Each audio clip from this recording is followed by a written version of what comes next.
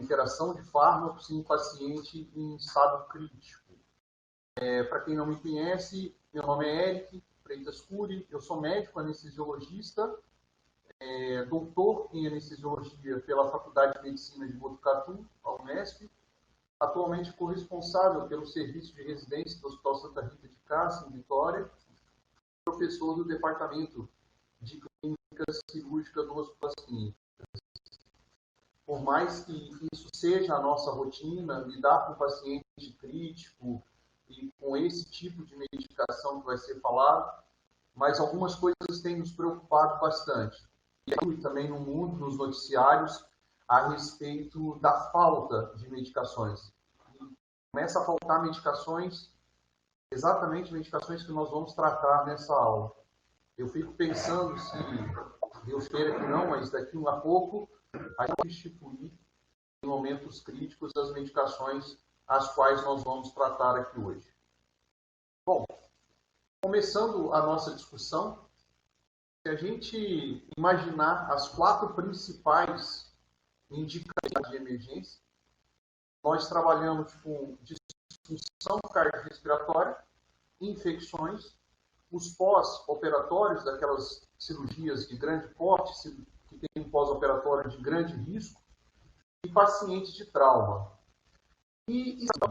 Então, nós baseamos que a nossa admissão, na maioria das vezes, vai se dar principalmente pelas disfunções respiratórias e posteriormente cardiovasculares, infecção viral em si, pelo SARS-CoV-2, mas também infecções bacterianas subjacentes.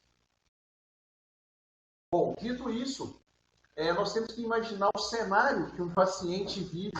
Primeiramente, esse paciente está num ambiente profundamente desconhecido, isolado dos seus familiares, um lugar onde o nível de ruído é intenso, apesar de haver normatizações legais para garantir um controle desse ruído, a gente sabe que mesmo assim são índices altíssimos e isso leva a estresse. Pacientes que experimentam a dor, ou a dor da fisiopatologia da própria doença, ou a dor de posicionamento, ou a dor de procedimentos que são feitos. Pacientes que recebem um grande número de abordagem durante o dia, que são abordados várias vezes. Tudo isso, vai levar a que aumente o nível de estresse desses pacientes, e isso automaticamente aumenta o consumo de O2 e piora o quadro clínico.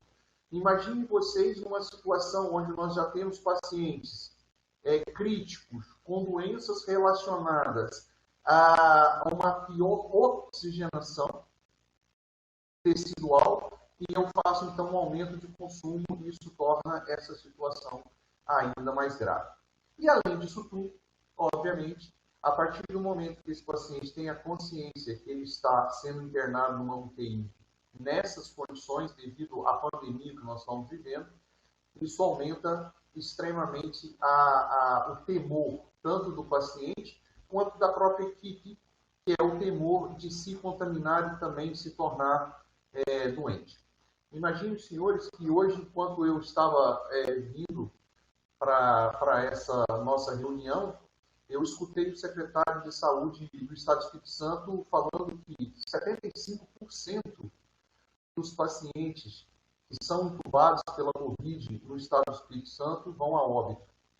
Então, os senhores imaginam o grau de estresse, lidar com uma situação dessa e também ser um paciente numa situação dessa. Bom, em seguida, eu quero trabalhar alguns conceitos com vocês antes da gente entrar na parte de medicação em si. Tentar mostrar o seguinte, que é fundamental, apesar de muitas das vezes, na prática, a gente lidar com medicações sendo feitas em conjunto, sedação é diferente de analgesia, que é diferente de anestesia. Então, nós não podemos tratar pacientes que têm determinadas necessidades sedativas, por exemplo, com analgésico, ou vice-versa. Você tratar com sedativo aquele paciente que, na verdade, está precisando de analgésico. Então, é fundamental que isso esteja acontecendo. Especificamente no caso da Covid-19, os sedativos que nós vamos tratar aqui, eles vêm somados aos relaxantes musculares, aos analgésicos e a outras medicações. Tudo isso para que, em qual sentido? No sentido de facilitar as estratégias de ventilação mecânica, permitir que eu ventile de maneira adequada esses pacientes. Bom, e na COVID, a Covid-19, ela só aceita 2 tipos de sedação. Ou a sedação leve, ou a sedação profunda. E o grande desafio nosso, não é a sedação profunda. Porque o paciente da COVID em sedação profunda, ele já vai estar no estado de assistência ventilatória com uma via aérea definitiva. Então, tudo aquilo que foi discutido sobre intubação e precaução desse paciente para ele não aerosolizar uma quantidade muito grande de vírus, isso automaticamente já vai estar sendo cuidado. E na sedação muito leve, esse paciente não vai estar precisando de assistência ventilatória não invasiva, o que no caso da COVID é um problema muito sério nas unidades. Porém, você sedar de maneira leve um paciente é um desafio muito grande e eu espero até o final dessa aula poder mostrar para vocês por que é mais difícil você fazer uma sedação leve do que fazer uma sedação profunda. Mas ao decidir que o paciente precisa ser sedado, é importante a gente descartar algumas outras causas que podem estar deixando esse paciente mais agitado.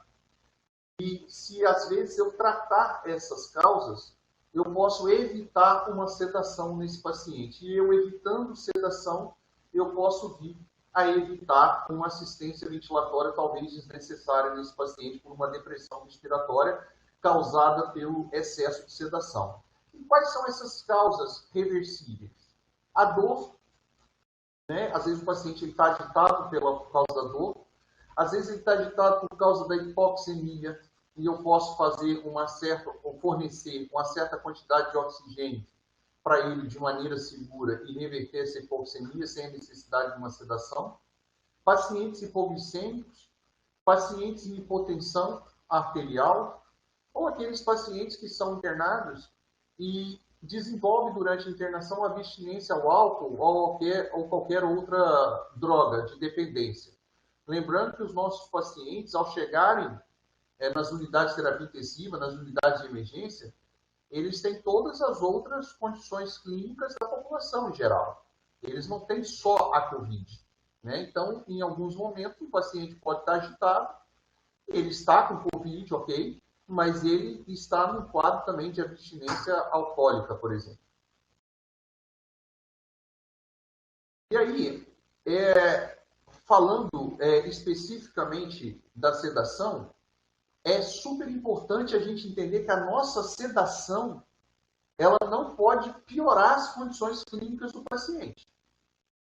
Então, eu vou pegar como exemplo para vocês um paciente obeso, saturando 90%, agitado, com suspeita de Covid-19.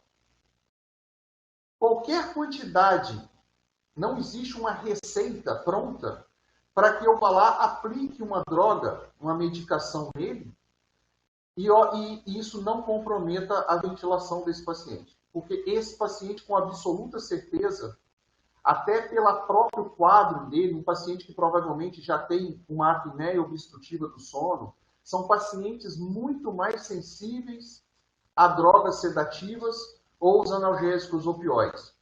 Então, todo cuidado é importante com esse paciente, porque às vezes uma mínima dosagem de sedativa nesse paciente pode levar esse paciente a um quadro de piora respiratória e aí sim ser levado para o ventilador. Eu gostaria de mostrar, para a gente poder entender o que nós vamos discutir isso aqui, o que acontece quando qualquer um de nós administramos no paciente uma droga intravenosa de maneira em bolos, ou seja, em dose de ataque. Então, eu tenho aqui a concentração plasmática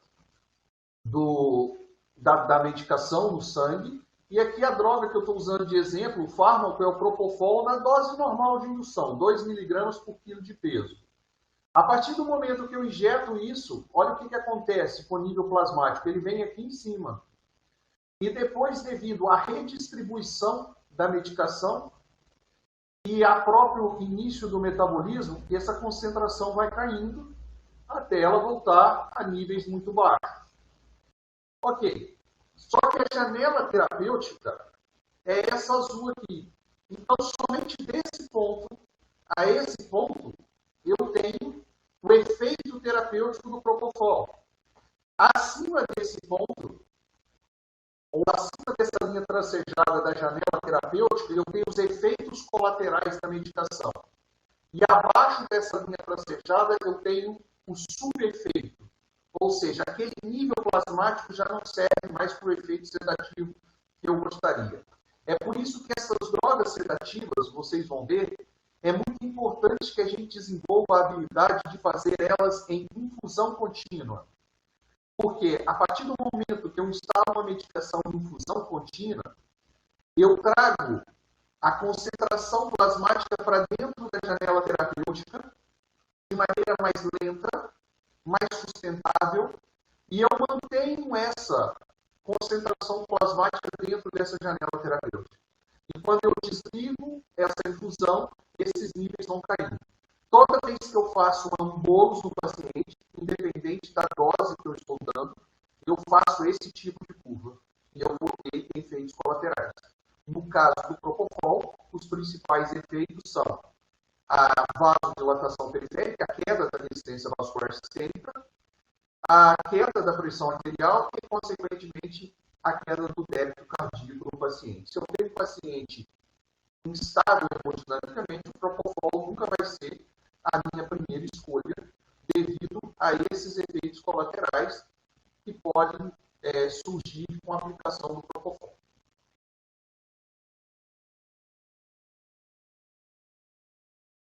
Eu agora não vou passar, o slide não está aparecendo para mim, só um minuto. Ok. Então,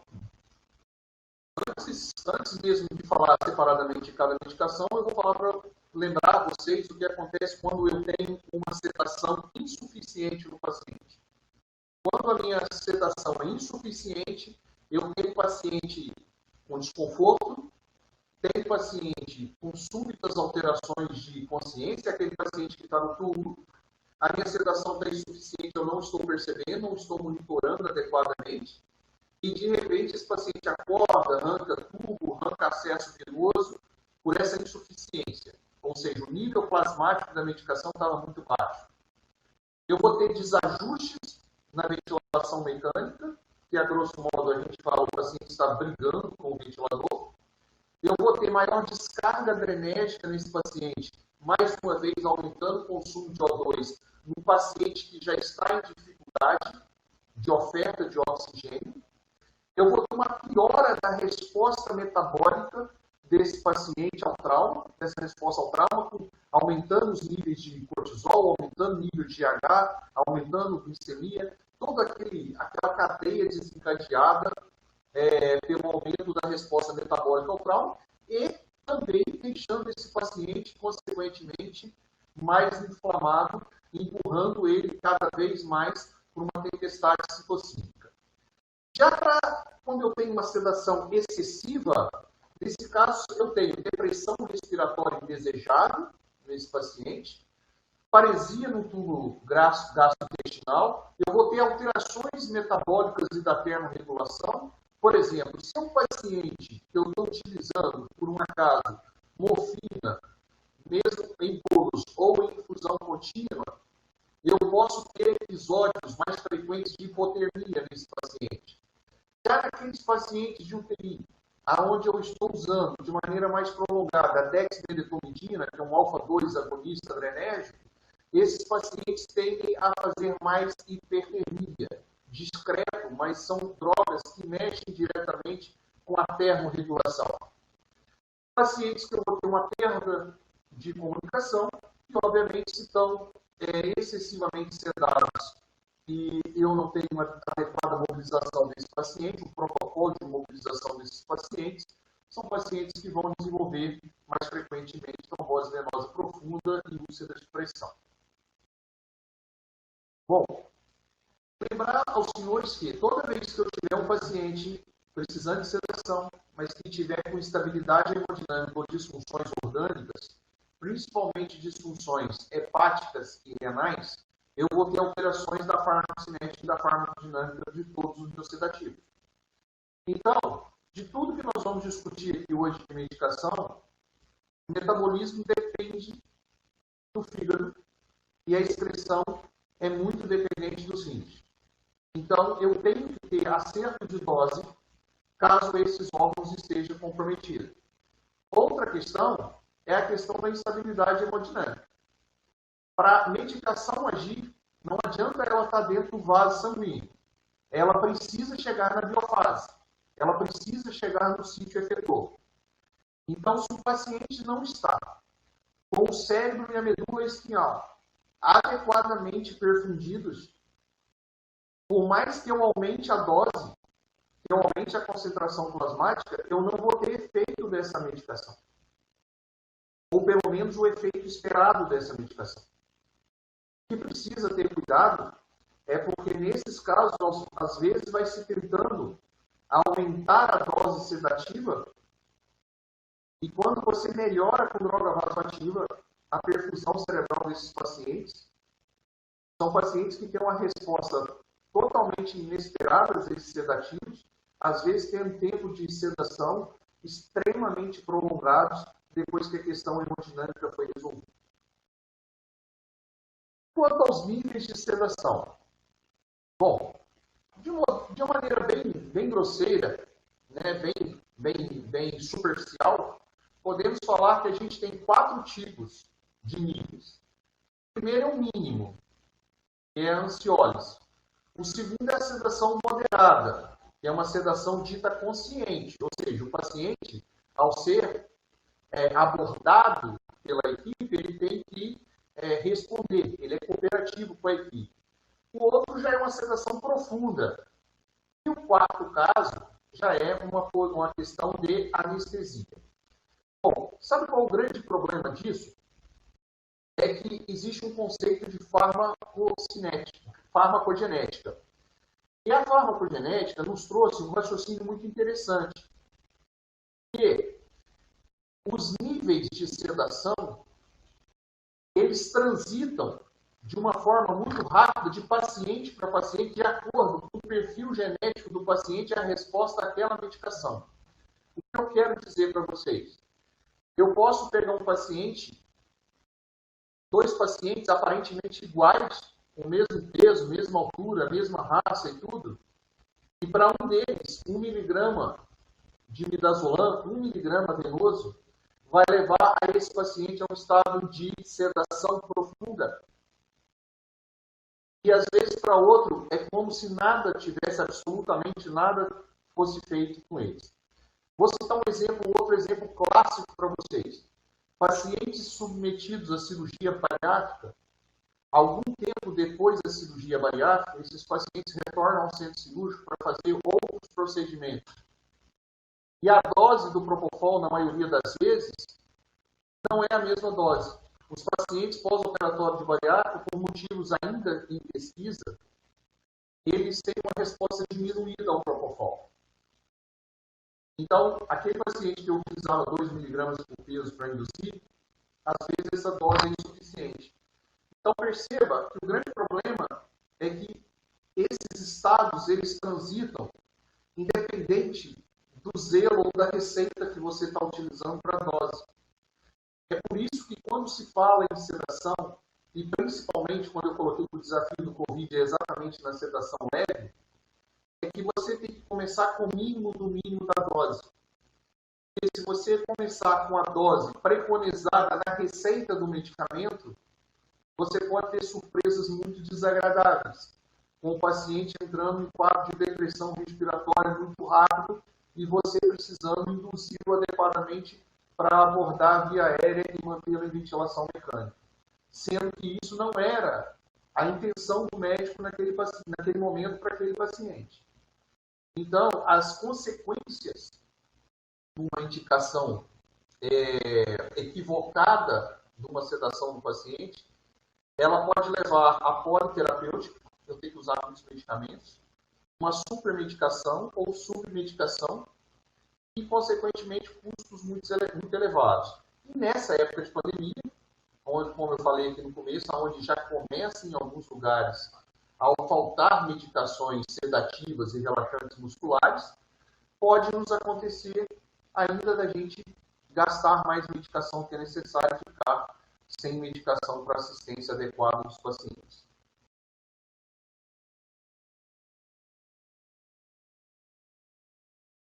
Bom, então o que eu aconselho a todos quando eu falo sobre sedação?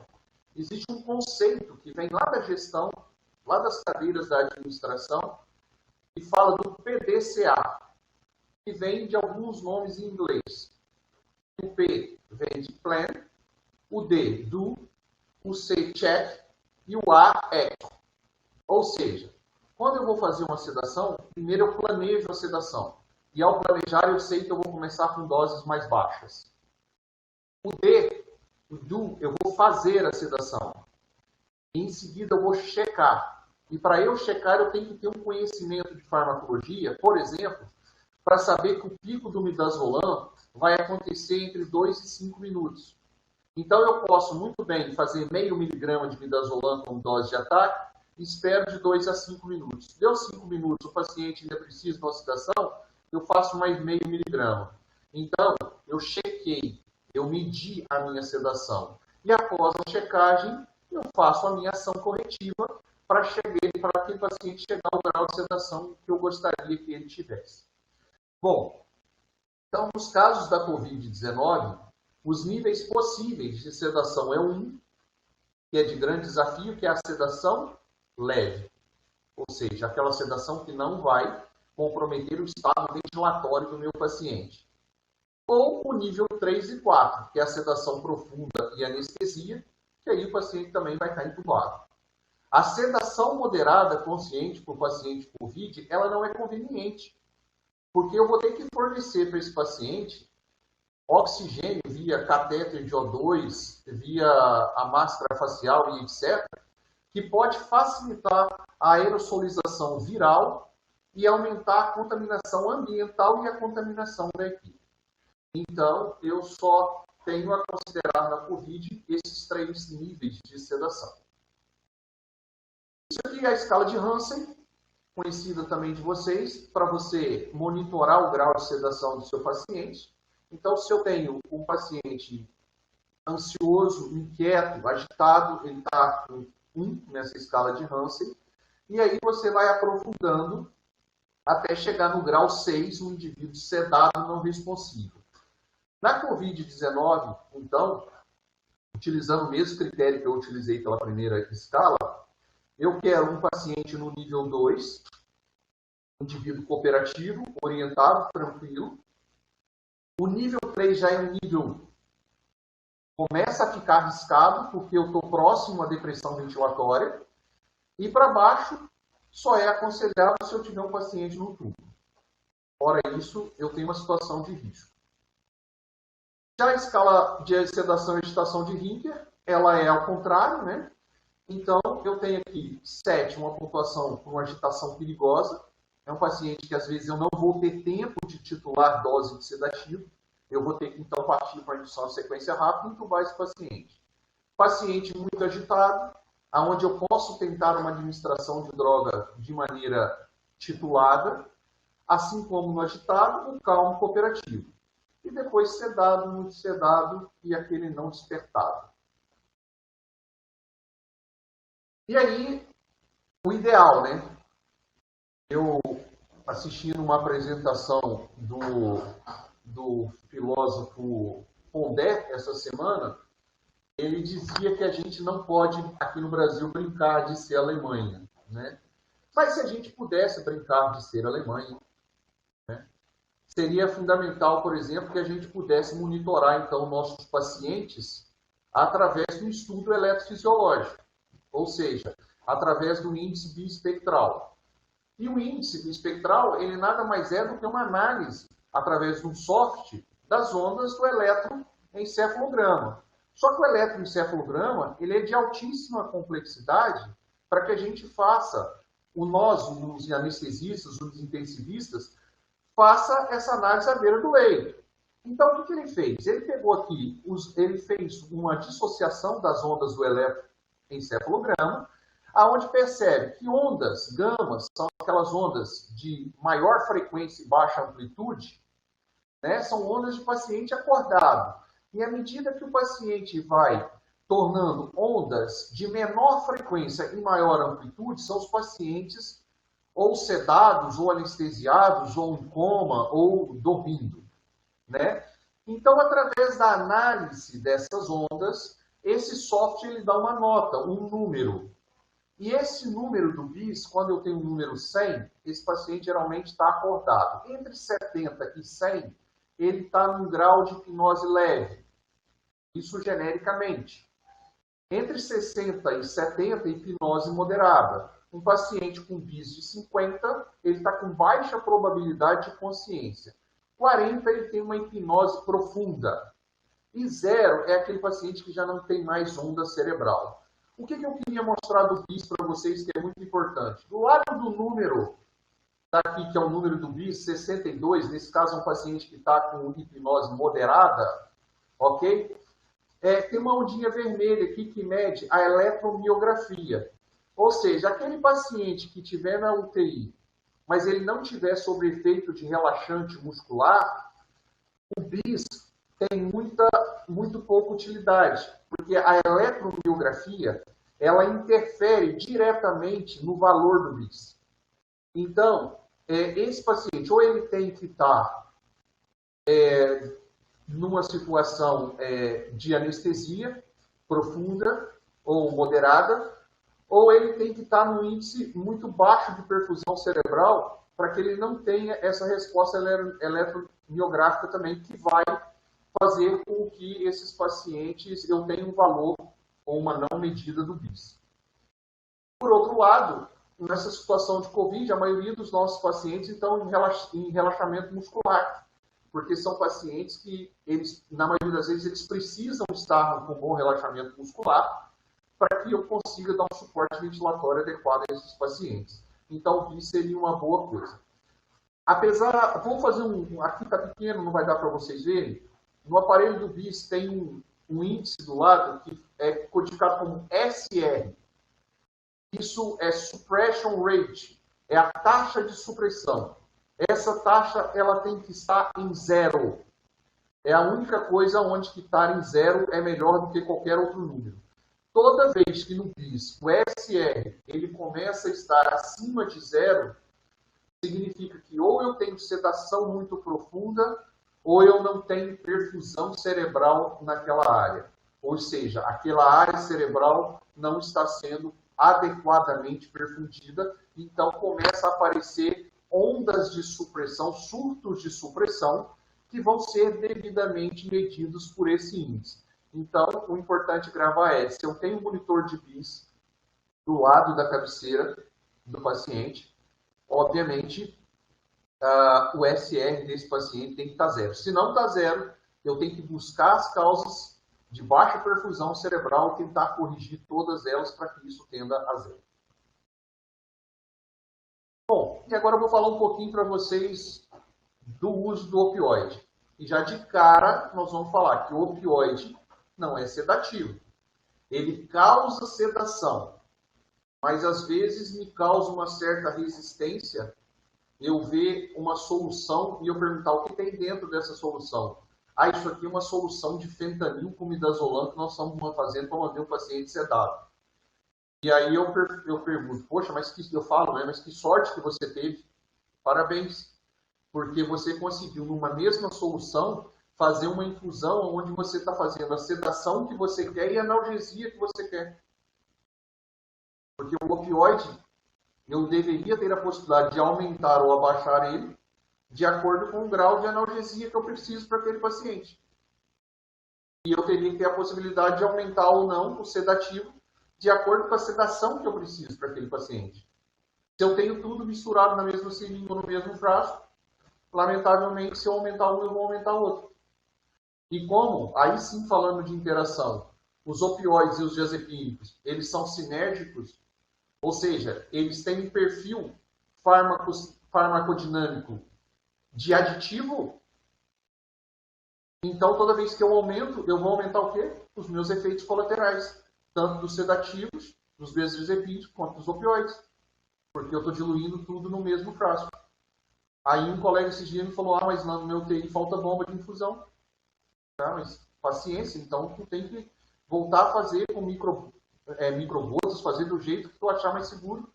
Mas se falta bomba de infusão e você põe tudo, você está tratando errado as duas coisas. Você está sedando errado e fazendo analgesia errado. Não tem outra forma de explicar isso. Então, o paciente de UTI, geralmente, eles vão necessitar, sim, de analgesia e sedação para aliviar a ansiedade, melhorar a adaptação deles ao tubo traqueal e ajudar numa melhor conformidade à ventilação mecânica. Os opioides, então, eles são, pessoal, analgésicos. Eles levam à sedação e são adjuvantes super importantes dos sedativos. Os efeitos colaterais dos opioides, e é por isso que eu acho que o opioide tem que ser dado separado.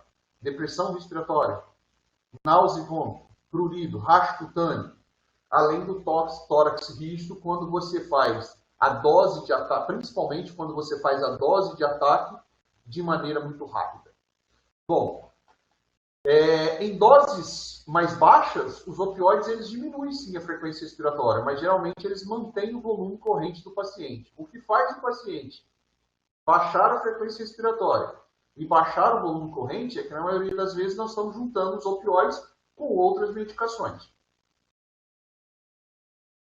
Bom, dito isso, eu queria mostrar agora em termos de aplicabilidade para vocês. Isso aqui é um gráfico chamado meia-vida contexto sensitiva. Meia-vida plasmática contexto sensitiva. O que eu quero dizer para vocês? Vocês já viram isso. Se eu infundir fentanil infusão contínua num paciente por 2 horas, é diferente de eu infundir por 25 minutos. Ou seja, quanto mais tempo eu injeto o fentanil, mais dificuldade, mais tempo esse fentanil vai ficar agindo no corpo. E vai levar um tempo maior para que a concentração plasmática dele reduza a 50%. Ou seja, essas medicações têm uma meia-vida contexto dependente. Olha que interessante, olha o fentanil aqui, ó. Toda vez que eu pego o fentanil e vou fazer infusão contínua, né? Eu vou fazendo o quê? Ó, ele vai subindo aqui. À medida que eu vou injetando fentanil, a meia-vida contexto dependente, ou seja, aquilo para reduzir a concentração plasmática a 50%, ela também vai aumentando em minutos. Então, depois de 200 minutos injetando fentanil, a minha vida está em 75. Quando eu injeto o fentanil por 300 minutos, eu já vou levar 100 minutos agora para reduzir a concentração plasmática à metade. Com o fentanil, ele tem um perfil melhor. O Fenta também, mas o melhor de todos é o quê? O remifentanil. Olha que maravilha. Por quê? Se eu utilizo a infusão contínua, eu posso injetar o remifentanil por 600 minutos, que a meia-vida plasmática dele, contexto sensitivo, está abaixo de 25 minutos.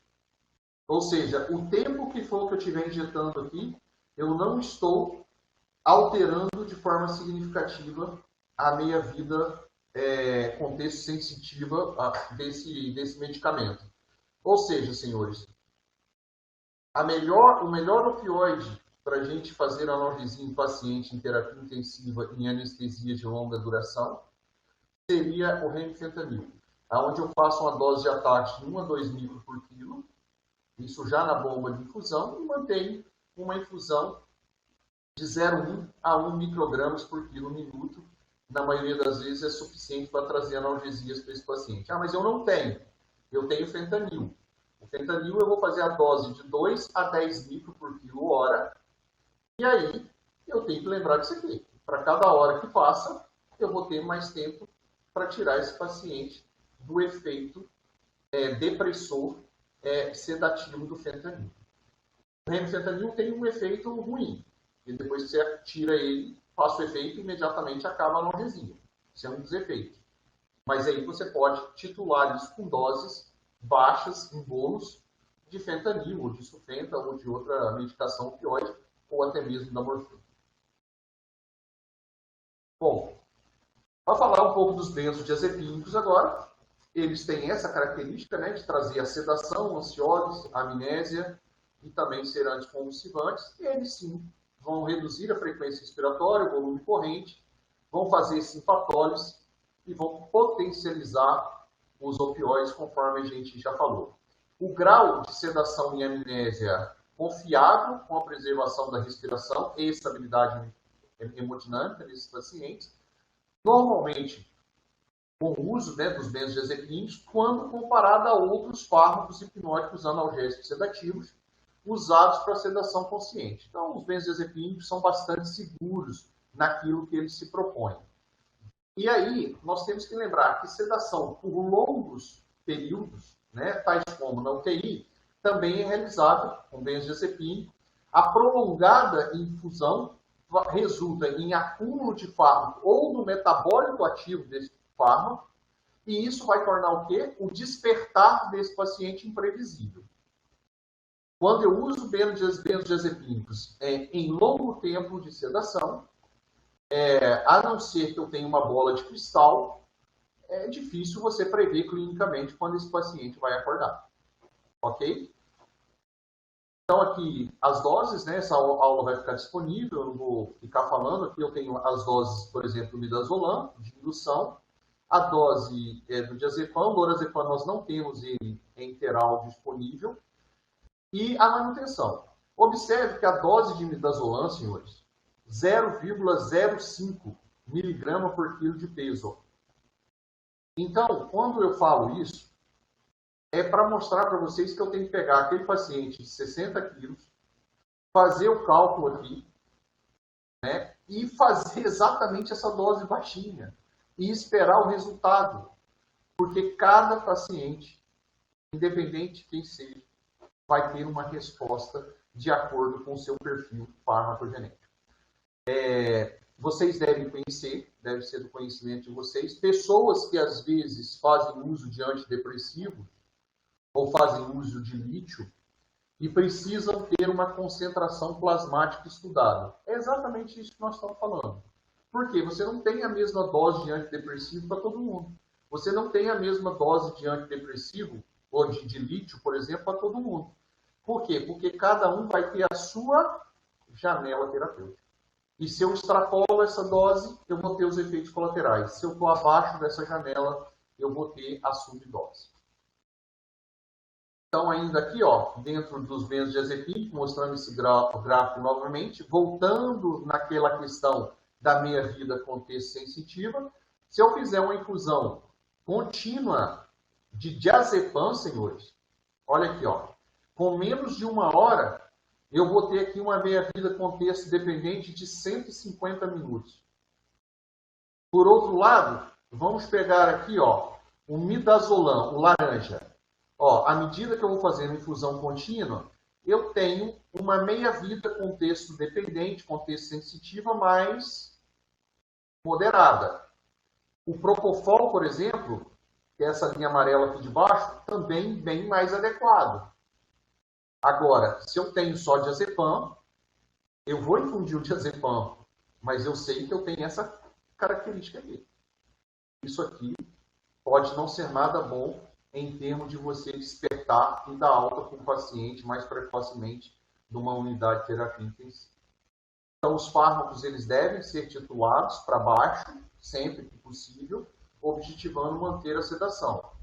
E as doses não devem ser fixas, e de preferência não devem estar misturados, cada um na sua bomba de infusão, cada um na sua bureta, cada um na sua seringa. Já o flumazenil, senhores, é a medicação que eu vou reverter. Ah, mas então, beleza, se eu tenho algo para reverter, eu faço diazepam no paciente em bomba de infusão e depois eu passo flumazenil. Seria ótimo, se eu não tivesse esse problema aqui, ó. Eu estou aqui, ó, no gráfico azul, um paciente sobre efeito de um benzodiazepínico, né? Ele está ainda no efeito clínico dele, tudo que está aqui, ó, acima da linha preta é efeito clínico. E aí eu faço minha dose de flumazenil. Ela começa a ter efeito clínico e o paciente acorda. Só que o que acontece? Rapidamente o meu flumazenil vai caindo para dose que não é terapêutica. Eu não tenho efeito. E olha o que acontece, o diazepínico ainda está agindo, então eu tenho uma ressedação. Então eu tenho que vir cá fazer flumazenil de novo. Depois o flumazenil vai cair de novo, vai fazer e vai cair. Só que o flumazenil de fato só vai ter um efeito pleno e essa guerra vai acabar quando os níveis de diazepam caírem para níveis não terapêuticos, abaixo da janela terapêutica. Como é que eu uso o flumazenil? A ampola de flumazenil, propositalmente, ela vem um pouco, é 0,5 miligramas. E eu vou fazer 0,2 miligramas de flumazenil e vou repetindo esse 0,2 de tempo em tempo, a cada 2 a 5 minutos, para que eu veja o efeito. Agora, a partir do momento que o paciente acorda, aí começa a minha monitorização mais eficaz. Porque são vários os relatos na literatura do paciente acordar com flumazenil, eu relaxei, o paciente está acordado, quando se volta o paciente está em óbito, porque ele fez uma sedação, uma sedação novamente, porque a meia-vida plasmática do diazepínico, ela é infinitas vezes maior do que a meia-vida plasmática do seu antagonista.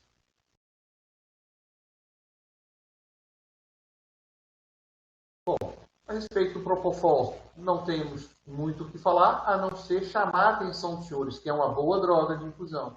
É uma boa droga para ser utilizada na sedação de pacientes, desde que esses pacientes estejam hemodinamicamente estáveis.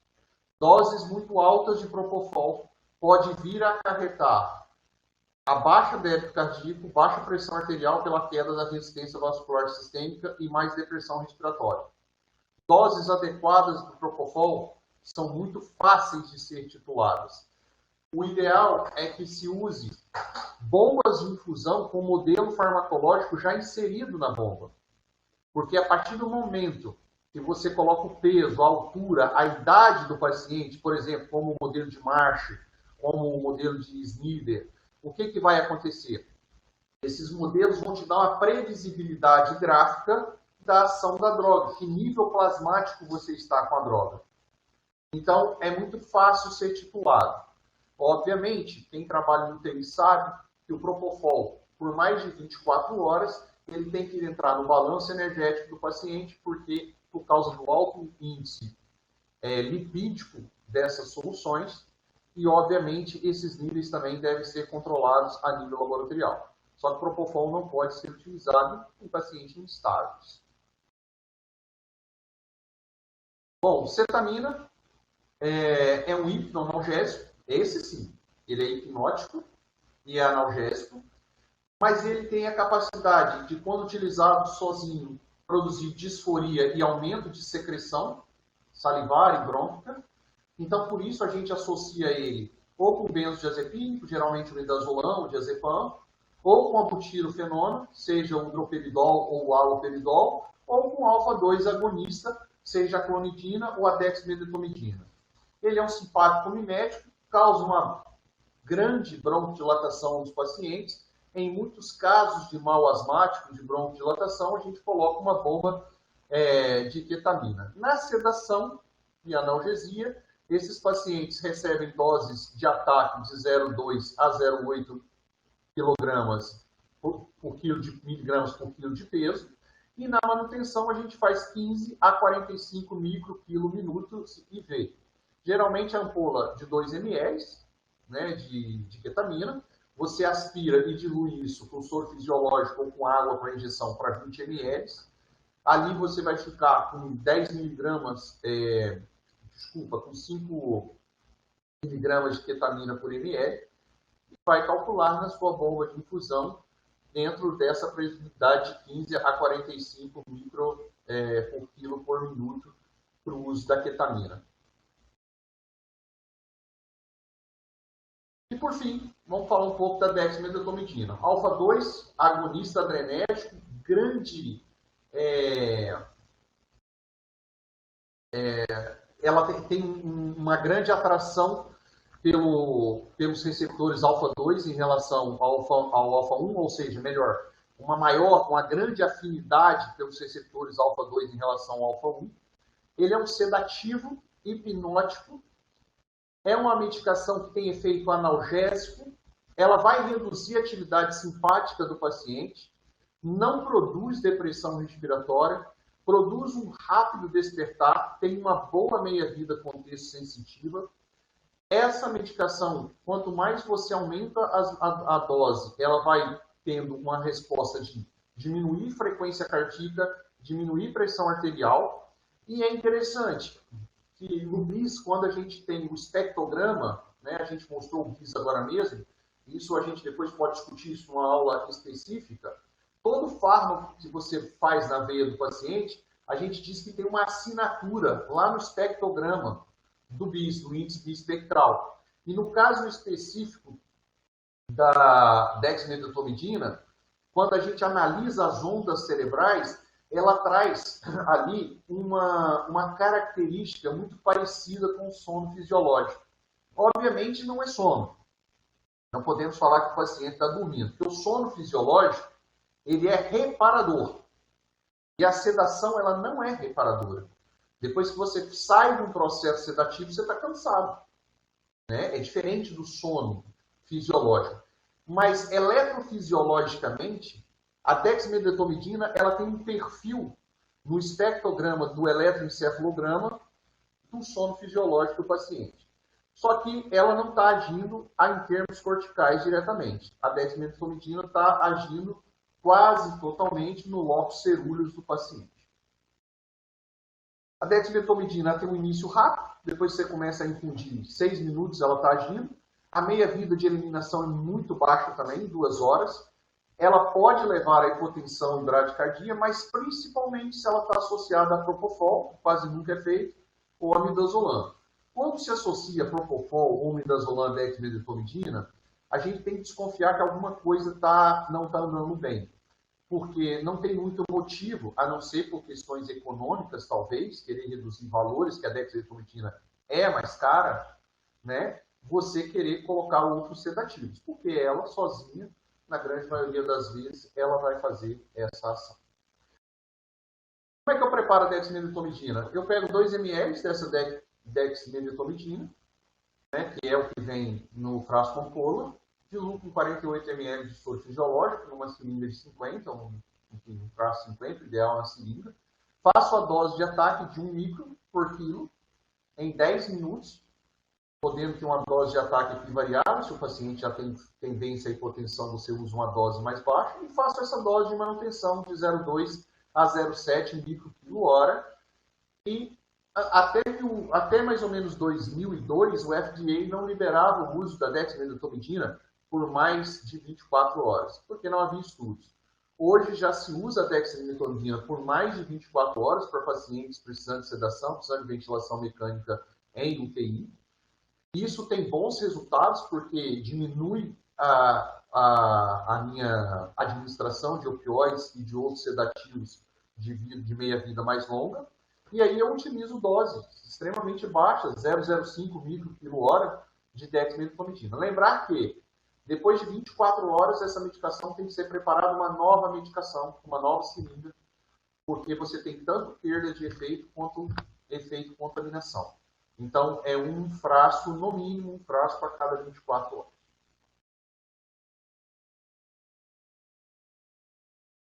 Bom, se você utilizou diazepam ou propofol, enfim, e o paciente, você está tendo dificuldade para tirar o paciente, ele está tendo um efeito de retirada muito grande, os pacientes estão ficando muito agitados, é super importante substituir por dexmedetomidina, porque ela te dá uma opção de retirada de sedação e retirada do paciente da ventilação mecânica, já que ela não deprime a ventilação. Quem deprime são os diazepínicos e os diazepínicos associados aos opioides. Ela evita, então, né, essa síndrome de retirada de opioide. Quando você compara ela com o propofol, ela reduz o uso de opioide muito mais que o propofol, porque o propofol é só hipnótico. A dexmedetomidina ela é um hipnótico e analgésico. A frequência cardíaca levemente menor com o uso da dexmedetomidina. A pressão arterial média é semelhante nos dois casos. E olha que interessante, a PaO2-FO2, essa relação é significativamente maior na dexmedetomidina. É óbvio que não tem trabalho mostrando isso, não tem evidência sobre isso, mas talvez seria uma droga interessante para a gente estar utilizando nos COVIDs, nos pacientes da COVID, porque a gente sabe que na COVID essa relação está bastante prejudicada. E ela diminui, obviamente, a incidência de delírio, que tem uma alta incidência, principalmente nos pacientes acima de 60 anos de idade. Essas são as referências, vão ficar disponíveis para os senhores. Eu agradeço a oportunidade e agora me coloco à disposição